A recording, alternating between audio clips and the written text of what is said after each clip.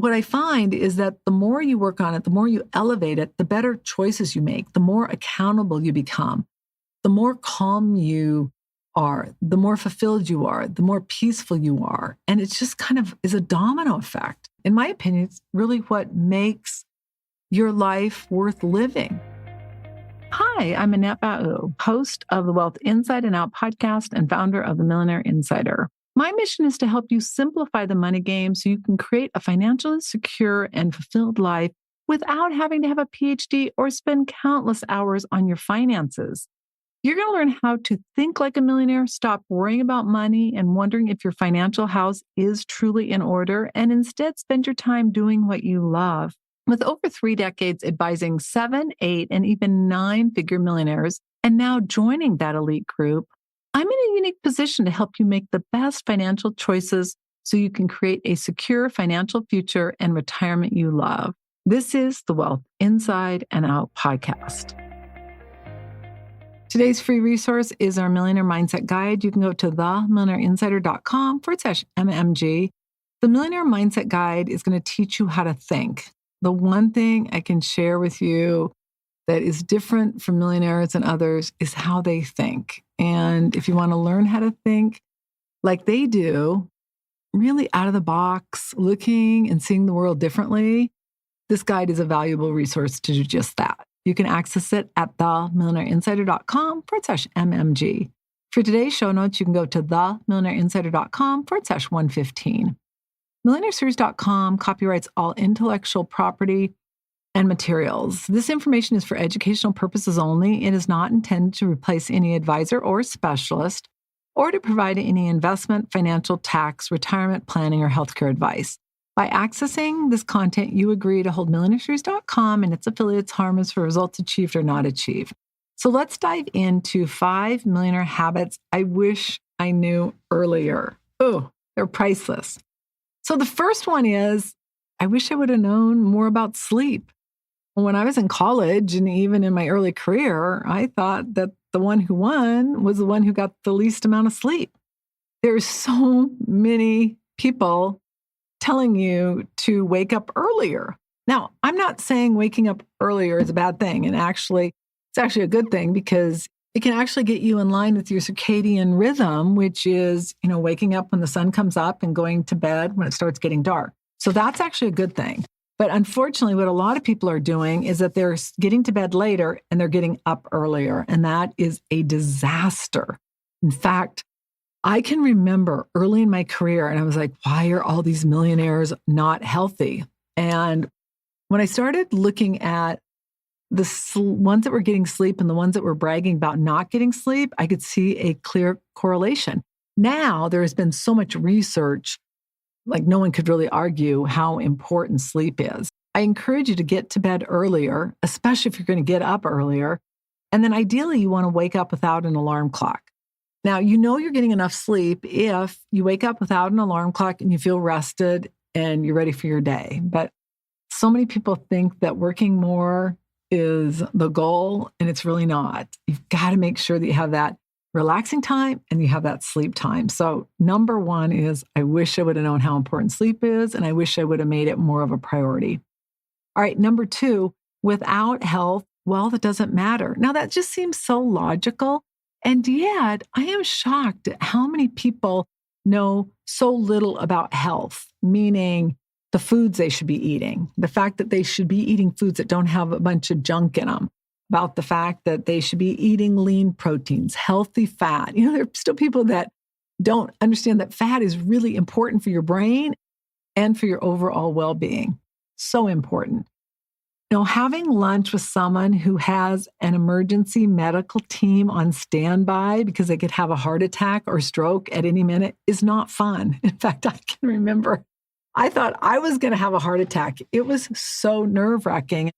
And I can remember thinking it would be such a drag to have spent your entire life building this incredible portfolio and all this wealth and sacrificing your health to where you have all this wealth to enjoy, but you can't because you've got so many health problems. It's just downright tragic. So I am so thankful that I really saw that early on. I've never had a weight problem, but I didn't start really working out until I was a little bit older. And then I didn't start weight training until just a few years ago. So ideally, you want to be doing a combination of cardio, stretching or yoga, and then also weight training. That is the ideal mix by many experts' standards. All right, number 3, I wish I would have known that the goal is a fulfilled life. You've got to get really clear, though, on what that means, because it's easy for me to say what a fulfilled life is. That's what it means for me. But you, my friend, need to determine what it means to you.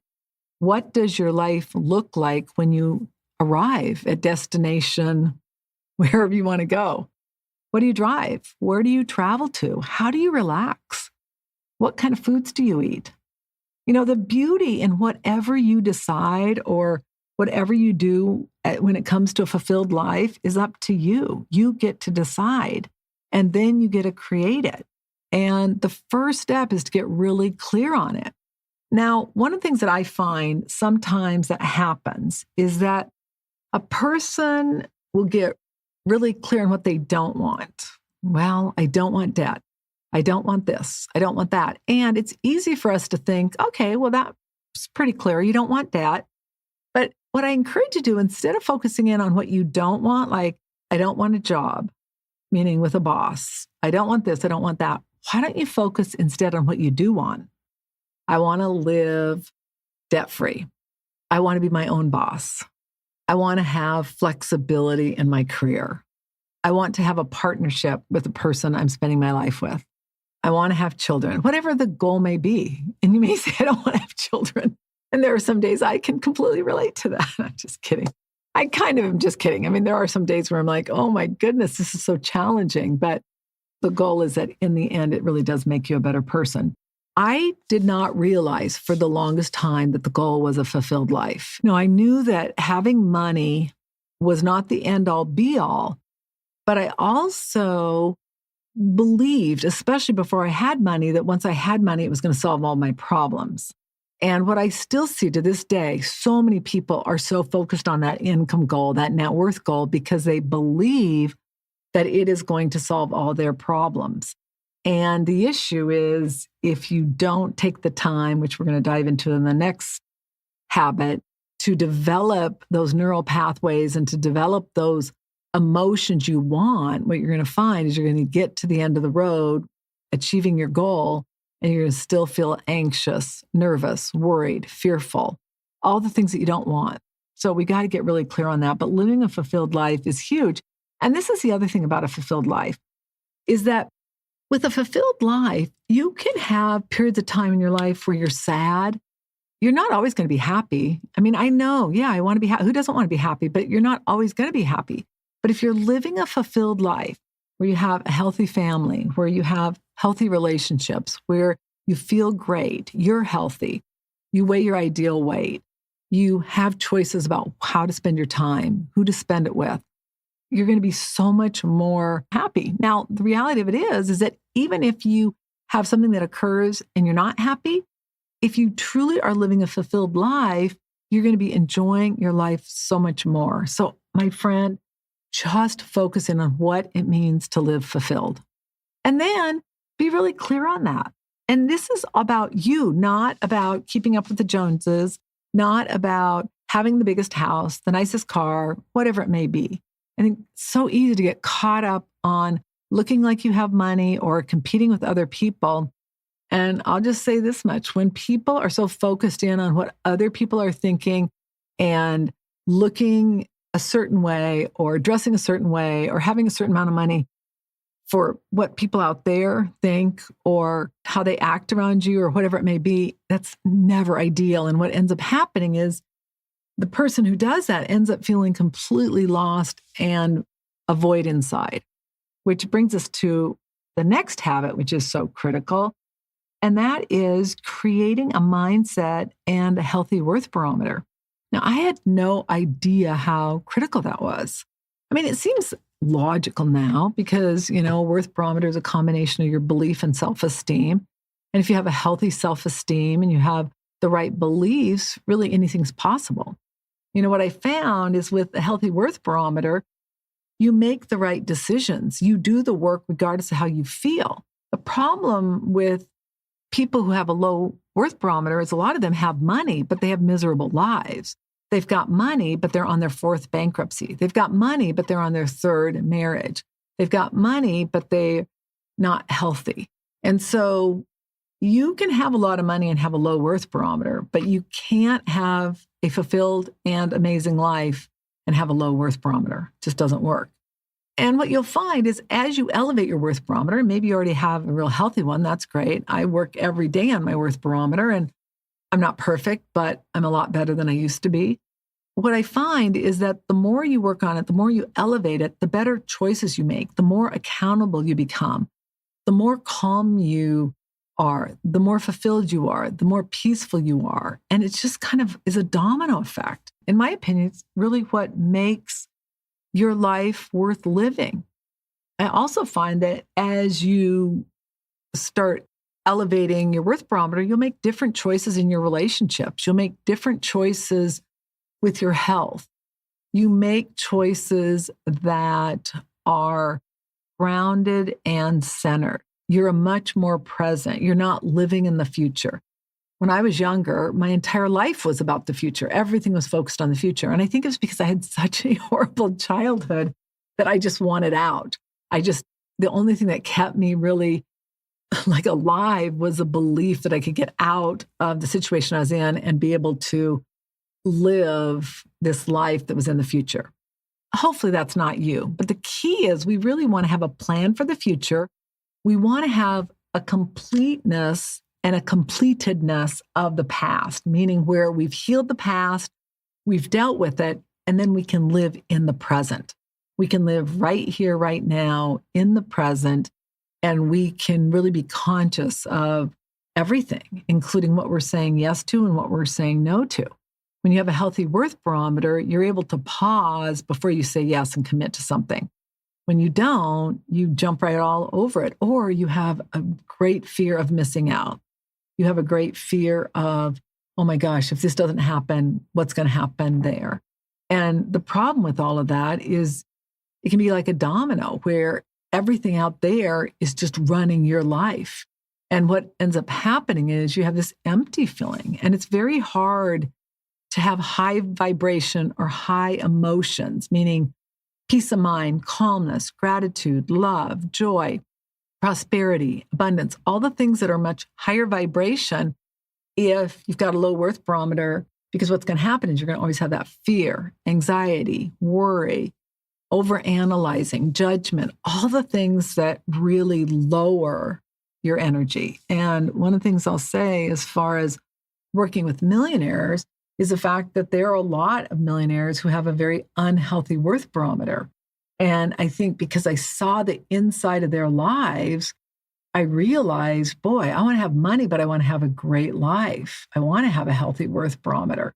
I don't want to be gossiping. I don't want to be judging. I don't want to be living my life on what everyone out there thinks. I want to be making the best choices, not just for me, but for all involved. I want to be doing my part to make this world a better place. I want to feel like I have not succeeded at other people's detriment, meaning I like the idea of the fact that I'm contributing to helping a lot of people succeed. This may not be what it is for you, but those are things that have really changed with my experience of working with millionaires and really developing these millionaire habits that some millionaires have. And I think, as you may recall, my entire life has been dedicated to really figure out why some millionaires have amazing lives and others not so much. And I just became, I hate to say obsessed, but I was so fascinated by it because I was like, I just thought once I had money, everything would be great. And what I realized is that maybe yes, maybe no. Really at the core level, what dictates that more than anything is your worth barometer, your self-esteem, your beliefs. The fact that you can be making choices where you're really able to pause and really see a 10,000-foot view versus being really reactive or being so addicted to a dopamine hit that just gives you that short-term rush versus really the long-term sustainable gain. And what you end up finding is that when you can focus in on more of that long-term dopamine drip versus a short-term hit, you're going to experience much more fulfillment. You're going to experience much more happiness. You're going to experience much more, even clarity, because you're calmer, you're clearer, you're more conscious. And then number 5, which is the difference between the accumulation of wealth and the earning of income. And I've shared the story that I shared with one of my clients who was a millionaire worth over $100 million, that my goal was to make $100 million. And he basically laughed at me. He's like, what? That is like the dumbest goal. And I was so young. I was in my 20s and I was mortified. And he said, Annette, you don't want to earn $100 million. You want to accumulate $100 million. I'm like, what? He goes, most people are focused in on income, how much money they make. You want to be focused in on how much money you accumulate. And it was like a light bulb went off. And from that point on, almost to a fault, I focused so much in on the accumulation of wealth as compared to income. Now, if you look at most millionaires and multimillionaires, we don't make or earn a lot of income, especially from active income. Now, granted, over the last several years I have, but the focus always is more on the appreciation of assets. And that's why it's so powerful, is because you're growing your net worth. Your assets less your liabilities is your net worth, as compared to your income, which is more what you bring in and less your expenses and what your net is. It was so powerful. Tied to that is creating streams of guaranteed income. Now, I've shared with you a lot that I love guaranteed income. Probably the most common source of guaranteed income up to this point has been Social Security. Now, will it continue? Probably for a while. But I mean, my friend, the writing's on the wall. In fact, if you're doing one thing right now, you need to be calling your senators and congressmen and saying, don't touch. Really, you need to say, don't touch Social Security, Medicare, or Medicaid. Now, I understand it's easy for a lot of people to say, oh, Medicaid doesn't affect me. I'm here to tell you, my friends, in 36 years, almost 36 years I've been doing this, I have never known one person professionally who's not been impacted by Medicaid, either because of a friend, a family member, a parent, a child, a sibling, someone that has needed a safety net. Maybe for a long period of time, maybe for a short period of time, but has needed it. And I don't think a lot of people realize what that means. And so my comment is they start touching any of those 3 programs, it's a problem. Now, they're already touching Medicare. I mean, I have clients whose literally their drug costs, since they had the executive order and took away the cap on insulin and other drugs, their drugs have doubled in price. Medicare, the cost of Medicare, the more you earn, the more you pay. I have people who are paying double what they originally were paying when they first got on Medicare. Those are things that we have to all be aware of. But that is one source of guaranteed income, meaning Social Security. Another one is a pension. Now, some of you might be too young to know about pensions. The pensions of the old day were incredible. People earned more money in their pension than they did in their job. Most companies got rid of that, and what they did is they replaced it with a 401k. And I always laugh when people are like, I have a 401k and it's great. Now, employers typically will match anywhere from 3 to 6 to the highest I've ever heard is 10%. But what's interesting is that what used to be something that the employer just basically covered for you for the rest of your life, now they've put the burden on you. Sure, they're matching you a little bit, but nothing like the old time pensions. So Social Security 1, pensions 2, and then the third is kind of what I call a personal pension, where you basically invest a lump sum amount of money with an insurance company, and then they'll give you a guaranteed amount of money for the rest of your life. Now, to do that, you have to have a lump sum amount of money. But I love those. And my favorite ones, again, it depends on your situation, but I love it if it works to have it defer for a while and accumulate, because a lot of those roll up at a certain guaranteed rate, and then they pay out over a guaranteed rate. What you have to do is you have to analyze it, and you want to make sure you're working with a fiduciary. That's critical. Somebody that has to make sure it's in your best interest, not theirs.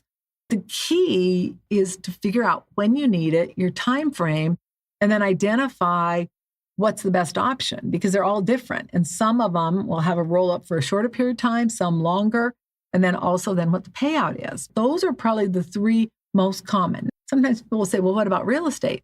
Real estate is definitely an option. It's just not guaranteed. And even if, say, for instance, you're getting into, let's say, some type of investment, real estate syndication where they say, we guarantee 7% a month. I mean, you got to read the fine print. That's generally speaking not a guarantee if they go bankrupt. So again, you just got to look at what works for you. But there are other ways in which you can create residual or passive income. Many of those are not guaranteed. It might work, but you just got to know what is the risk so you can make an informed decision. So there you have it. So let's recap on the 5 millionaire habits I wish I knew earlier.